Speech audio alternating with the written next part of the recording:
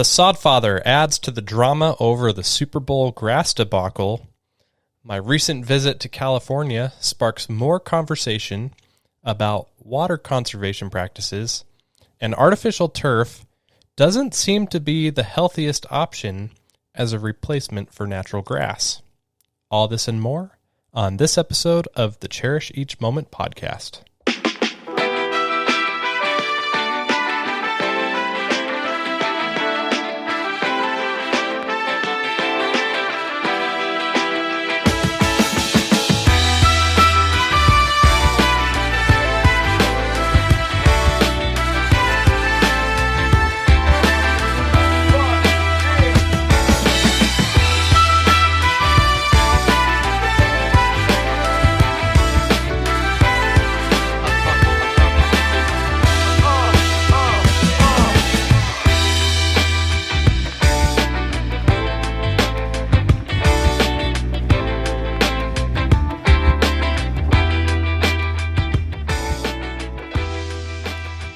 Well, I thought about recording the podcast standing up tonight. I do have a standing desk that can go back and forth between, sitting or standing, depending on how I feel. And I thought about recording while standing, but if you're watching on YouTube, obviously I'm sitting. And there's just one thing that kept me from standing while I recorded this, and that's my sign. I want my sign in the background. That's the whole point. This is my podcast. I want my podcast name in the sign behind me.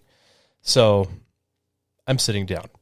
Maybe I'll have a way to move that up and down with me somehow. I don't know. Anyways, in case you didn't know about this, I have a weekly email that I send out with news, tips, and other general information. It's really fun for me. I've really honed in getting into the habit of weekly emails this off season, and it's a great way for me to communicate with you on a regular basis. And I send out discounts and giveaways to email subscribers first. So if you're not already subscribed to my email, please click on the link in the description and sign up today. Over the last month or so, I've been going over important basic cultural practices that are certain to help you step up your game with the lawn this year. And I've been writing about it in my emails. And it's been a good back to the basics refresher for the most part. And for those of you who've been reading, I hope it's been as helpful to you to read it as it has been for me to write it. And if I haven't given you enough reason to subscribe to my email list, I've just finished compiling each of these emails about cultural practices into a PDF, made it look pretty nice, and it is now available for free to anyone who subscribes to my email list. So you sign up for my email list, and it automatically shoots you an email saying thanks for subscribing, and it has a link to download the new ebook. I'm really excited about this new material, and I hope you find it helpful in your journey to a better looking lawn.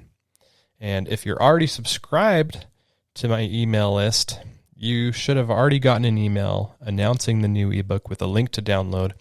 If for whatever reason you missed that, you can download it directly from my website, jimmylewismows.com. Well, some more drama about the Super Bowl grass has made its way into my social media feed. This time coming from a man named George Toma, a.k.a. the Sodfather. George has been around football for a long time. He's a longtime NFL groundskeeper and has been to every Super Bowl ever played. Think about that. That's a lot of Super Bowls. Well, he has opened up about this most recent Super Bowl and the issues about the grass. So let me read this article from ESPN, and I'll share my opinion afterward. So from ESPN, written by Josh Weinfuss, entitled Ex-NFL Groundskeeper George Toma, Super Bowl 57 Field Was Overwatered. George Toma, the longtime groundskeeper who prepared and then advised the preparation of every Super Bowl field, believes the issues that plagued the field at Super Bowl 57 at State Farm Stadium in Glendale, Arizona, could have been avoided. The 94-year-old told ESPN that he believes the field was overwatered in the days leading up to the game.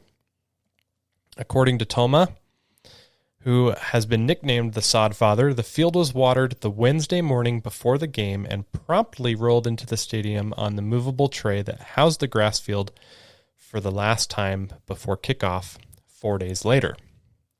Toma contended that the field should have been watered in the morning and kept outside to dry before being rolled in. Quote, "So what it does," Toma said, referring to Ed Mangan, the NFL field director who was in charge of the Super Bowl field and worked under Toma for years, quote, "He waters the hell out of it and puts it right into the stadium, and that's it. Never sees sunlight again. He can't do that," end quote. The tarp was laid over the field to protect it from the rehearsals for the pregame, halftime, and postgame shows, Toma said, and that led to the field emitting an odor. Toma said he was told during the week that the field was starting to decay and rot. It had a rotten smell, he said. Toma also alleged that Mangan did not sand the field enough. He sanded it 2 weeks too late, Toma said. He had only one sanding. He should have had 2 or 3 sandings, but he didn't do shit. And that was it. And not only that, he didn't take care of it. He wouldn't listen to anybody. Toma said he's not blaming ryegrass for the field's slickness, adding that he used ryegrass for 27 Super Bowls. In a statement the day after the Super Bowl, the NFL said, "The State Farm Stadium field surface met the required standards for the maintenance of natural surfaces as per NFL policy. The natural grass surface was tested throughout Super Bowl week and was in compliance with all mandatory NFL practices." Super Bowl 57 was Toma's last. He retired after more than 80 years in groundskeeping business. "I can't take it anymore," said Toma, who said he hasn't been pleased with how the NFL responded to field issues at Super Bowl sites in the past. "Me and the league are finished," Toma said. "They can't tell me what to do anymore. We're done." And that's that. Here are my takeaways. First of all, after reading this article, it sounds like George Toma is burning a lot of bridges as he retires. I think he found himself in the limelight at the end of his career and didn't want to take any blame for what happened during this year's game. Clearly, he was present and more than likely involved with the installation of the new field and the preparations that took place leading up to the game. Now, I would assume his presence was more in an advisory role. I don't imagine a 94-year-old man slinging fertilizer or pushing a mower. And even if he wasn't involved, the field director in charge worked under Toma for a significant amount of time, so at the very least his influence was present. This article doesn't provide all the context to what went on prior to the game. This is a brand new sod that we're talking about here. It was installed nearly 3.5 weeks leading up to the practices and rehearsals in the week leading up to the game day. And in this article, we learn that they were, quote, watering the hell out of the field, end quote, up until it was brought inside. As I expected and mentioned in the last episode, they were watering this newly installed sod heavily to help establish the root system. But the mistake that was made, if we are to believe Toma, is that instead of leaving the field outside longer to dry out after a heavy watering, they brought it inside pretty much right after a watering, and on top of that, supposedly they covered it with a tarp, which this is the first I'm hearing of that, and I would never have guessed that would have been something that they would have done. That's something I'd like a little more information on, to be honest. So I'll quickly repeat my opinion about how I think this should have been done, and I know I don't have comparable experience to anyone else involved in this case. I know I'm just a guy who's interested in this stuff, and I have a microphone and an opinion and access to the internet, and I'm willing to share and discuss.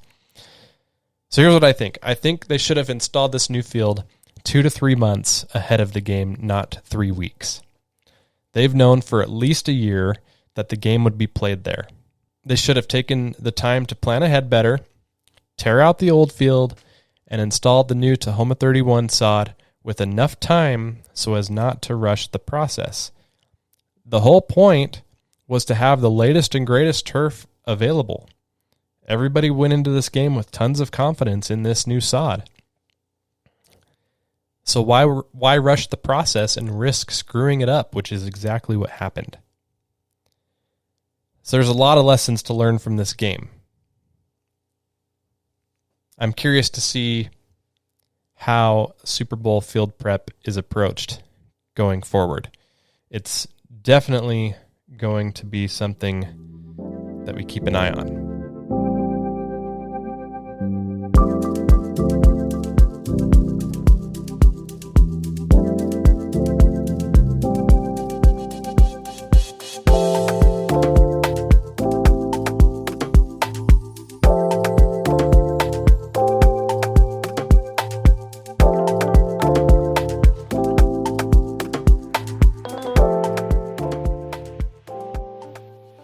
When was the last time you sharpened your lawnmower blade?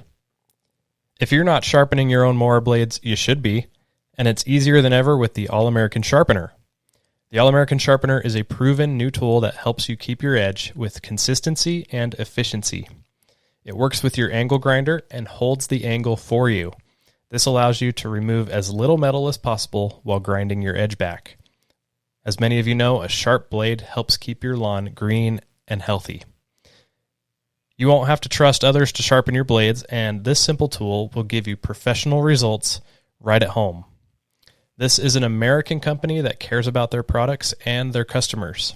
They designed this industry-changing tool and build each unit in Haskins, Ohio.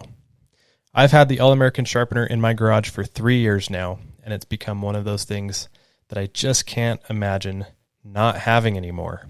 I've used it to sharpen my own blades, as well as my friends and family's blades too.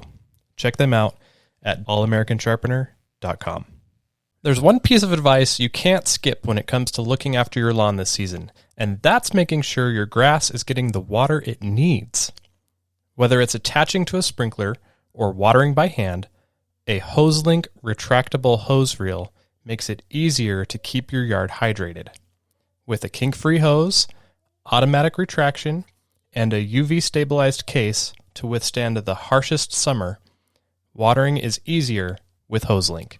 Visit their website at hoselink.com, and you'll never need to worry about rolling your hose again.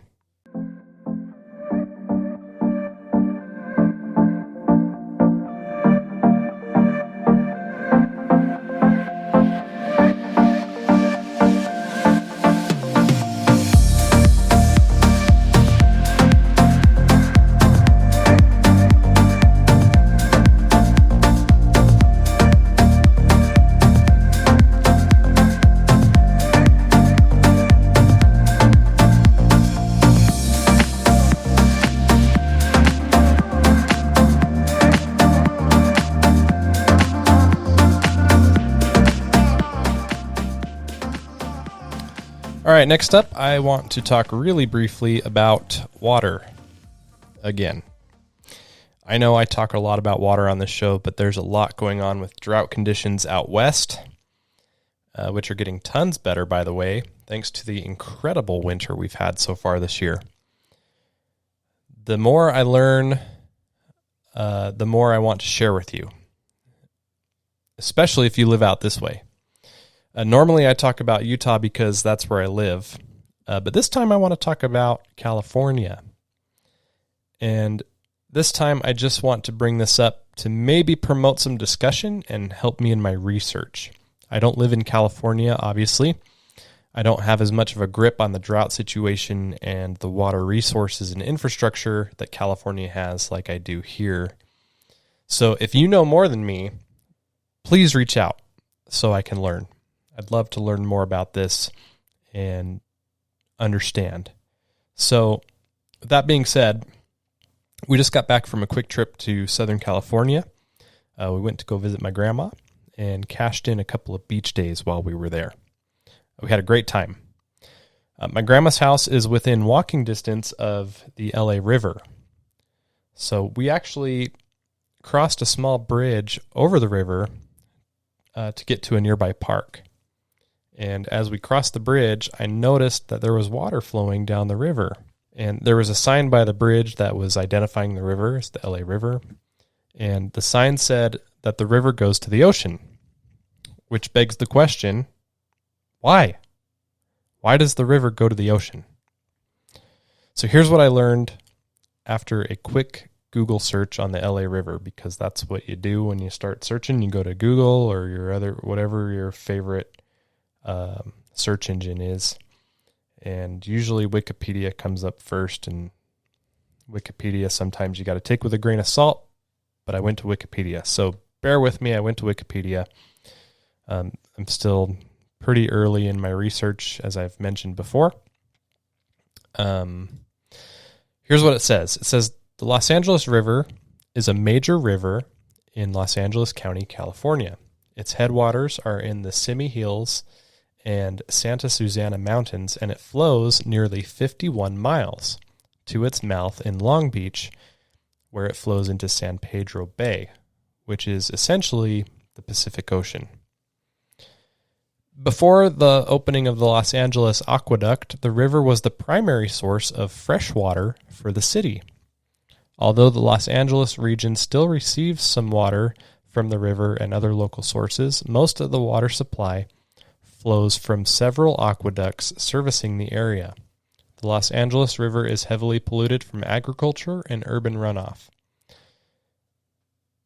This is one particular piece of information I'd be curious to learn more about. If the water is polluted, then obviously drinking water is probably out of the question, at least initially.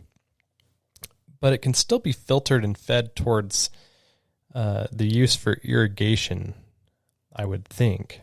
So perhaps reclaiming it and recycling it, essentially. This part is also interesting. Fed primarily by rainwater and snowmelt in winter and spring, the Donald C. Tillman Water Reclamation Plant in Van Nuys in summer and fall, and urban discharge, it is one of the few low-elevation perennial rivers in Southern California. Some water usually reaches the ocean, even in the driest summers. Although there are historical accounts of the river running dry, there has been constant flow of the river every month since recording of stream flow began in 1929. This is helped by the concrete channel, which limits absorption of water into the earth. Flow, while generally low in volume, can be extremely brisk even in the summer. So it just kind of boggles my mind a little bit that this river has had a constant flow since they started recording the flow of the river almost 100 years ago. It's been 93 years that they've been recording the flow in this river, and it's had a constant flow every month. Think about how much water has gone down this river, 51 miles long, right into the ocean. Think about that. I hope you can understand why I have some interest here now. So, something to think about. Again, if you have more information, please reach out to me. Teach me. Since the river is on my radar, TikTok has figured this out. TikTok is scary, but it's figured this out. And I was recently shown a video on TikTok of what seemed to be a local resident in the Pasadena area showing water flowing down the river. Have a listen. So look at this one. Still the LA River.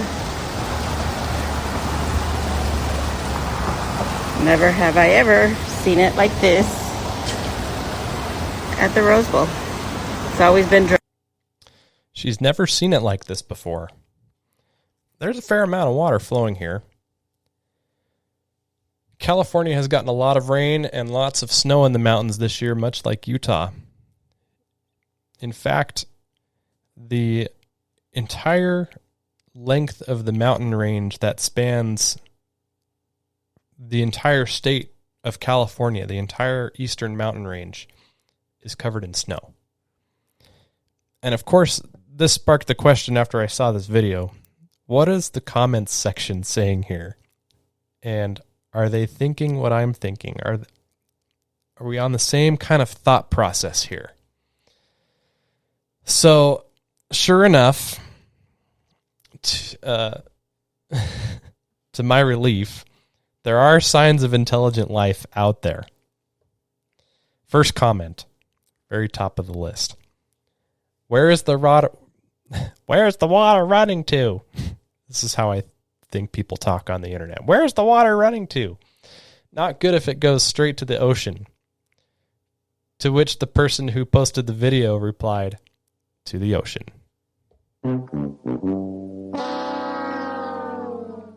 But of course, this is the internet, and there are examples of levels of the intelligence spectrum. The entire spectrum is covered here. Someone else replied to that first comment of the water going to the ocean with, obviously, where else would it go? Cue my eye roll. My favorite reply to that comment is, into a reservoir instead of bitching about droughts all summer. Love it. So you get the point here. But this comments thread tempts me to go down another rabbit hole. What kind of reservoirs are in place, if any, in California? And yes, I know California has reservoirs. Don't come after me for that. I know. Also, why not empty the LA River into one of these said reservoirs? There are a lot of potential rabbit holes to explore here, and I might over time. But for now, I just want to get to kind of surface level information out there and see what I can learn from any responses that I get to this. This is super interesting to me, and it affects me because California is part of the agreement between all the states who get water from the Colorado River. And the mountains here in Utah play an integral part in supplying water to the Colorado River. So there's a lot to unpack here. But again, for another time.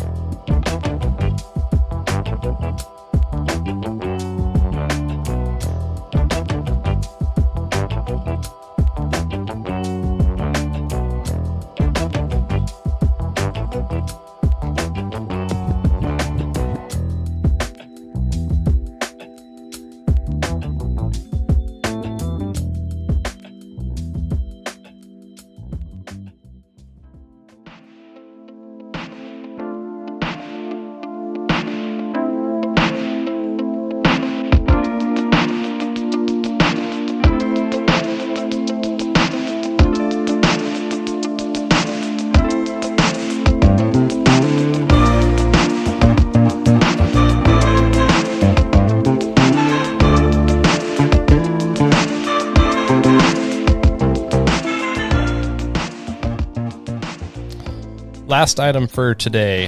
I found a couple of articles about this, actually. One of which I was willing to pay to get through a paywall to read. But the most recent one I found comes from The Guardian, and The Guardian pretty much did the same thing. They saw this original article that I saw, and they basically take quotes and pieces from the original article. So the original article came from the Philadelphia Inquirer, and the condensed version came from The Guardian. So I'm going to take clips from The Guardian.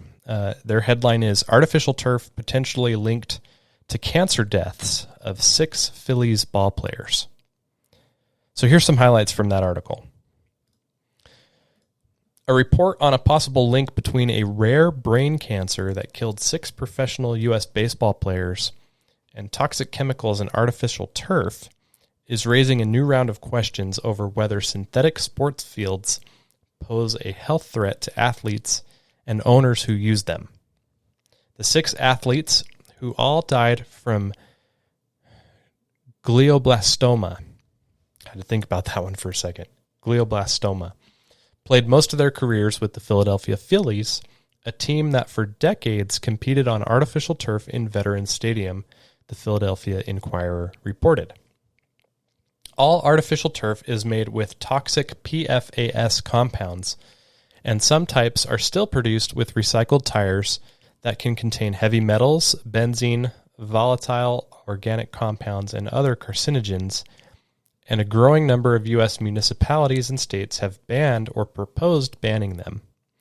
The Phillies players' deaths are more evidence that regulators need to prohibit synthetic fields, said Kyla Bennett, a former Environmental Protection Agency scientist, now with the Public Employees for Environmental Responsibility nonprofit. There's a high number of Philadelphia Phillies diagnosed with this rare cancer, and it looks weird, so that should be a red flag, said Bennett. We don't know what those chemicals are doing to us, what happened to exercising caution when we're talking about human health. However, all brain cancer experts who have spoken with The Guardian or were quoted in previous stories on the Phillies' deaths cautioned that it is impossible to prove that the ball players' cancers were caused by PFAS from the turf. The bottom line is anything in the world is possible, but what's plausible and provable are two totally different things, said Henry Friedman, a neuro-oncologist at Duke University who treated two of the players. There is no way to now say if these chemicals are there, they are causing the tumors. The federal government estimates about 12,000 synthetic turf fields exist in the U.S., and at least 1,200 more are installed annually. Only 5 professional baseball teams still use synthetic fields, the Inquirer reported. Several layers comprise synthetic fields: plastic grass blades, plastic backing that holds the blades in place, and infill that weighs down the turf. Until recently, infill was always made with recycled rubber tires called crumb rubber, which EPA testing has found contains high levels of dangerous chemicals. Recent independent testing of multiple artificial fields has found the presence of highly toxic PFAS compounds like 6-2-FTOH and PFOS. The EPA recently revised its health advisory for PFOS to state that in effect no level of exposure to it in drinking water is safe. The Inquirer brought pieces of the Phillies' artificial turf and had it tested at 2 labs and found it contained 16 types of PFAS, including PFOS. PFAS, or per- and polyfluoroalkyl substances, are a class of about 12,000 chemicals, often used to make products resist water, stains, and heat. They are called forever chemicals because they don't naturally break down and are linked to cancer, liver problems, thyroid issues, birth defects, kidney disease, decreased immunity, and other serious health problems. PFAS can be ingested, inhaled, and absorbed through the skin, or even enter the body through open wounds. Phillies ball players competed on artificial turf between 1971 and 2003, and 6 former Phillies died in their 40s or 50s, about 3 times the rate of the adult male general population. But researchers noted the age group in which they died is at a higher risk for the disease, and that could skew the results. Experts have said other factors could contribute, like pesticides used on grass fields, chewing tobacco or drug use, or concussions. Still, the situation highlights the need to study a possible connection between PFAS in turf and cancer, said David Andrews, a senior scientist with the Environmental Working Group nonprofit. Beyond the chemical exposures, critics say the material also emits high levels of methane, a potent greenhouse gas, and sheds microplastics and other chemicals into waterways. Artificial turf can act as a heat island, increasing playing field temperatures to as much as 93 degrees Celsius or 200 degrees Fahrenheit. National Football League players pressured the league in 2022 to ban artificial turf because of injuries, and the U.S. national soccer teams will only play on natural grass fields for the same reason. At least 9 municipalities in Connecticut, California, and Massachusetts, including the city of Boston, have begun limiting the use of synthetic fields via bans or moratoriums. Legislatures in Connecticut, Rhode Island, and Massachusetts also began considering prohibiting them in recent months, while a ban on non-essential uses of PFAS going into effect in Maine in 2029 could bar the use of artificial turf there. Bennett said the issue highlights the need for the EPA to ban artificial turf and PFAS. Is artificial turf easier? Yeah, you don't have to mow it, but that doesn't mean it's right to use it, she said. We should not have the ability to destroy our planet or health for convenience. So there it is. As the article said, right at the end there is no proof that the deaths were linked to the artificial turf. But because there were 6 deaths from the same organization, there's definitely cause for concern and reason to dig in and find some answers. I agree with that. It seems like the topic of artificial turf is becoming much more common, at least for me. The article mentioned the NFL banning artificial turf because of injuries, which I've talked about here in the past. I really have to agree with the quote at the end here about being careful about what we are implementing as solutions in the name of convenience. Just because something is more convenient doesn't mean it's right. And as a reminder, I live out west, and there are a lot of advocates for artificial turf out here to replace natural grass. But I can't agree that artificial turf is the best solution for our environment. I just can't. There's a lot more to unpack there. And I think that's going to be another conversation to have for another time. Something to think about. Quite a few things to think about from this episode. That's going to wrap it up for now, though. Thanks so much for listening. If you're not already subscribed to the show, please consider subscribing and sharing this podcast with your friends. Make sure to follow me on all of my social media pages, linked in the description. Until next time, see ya.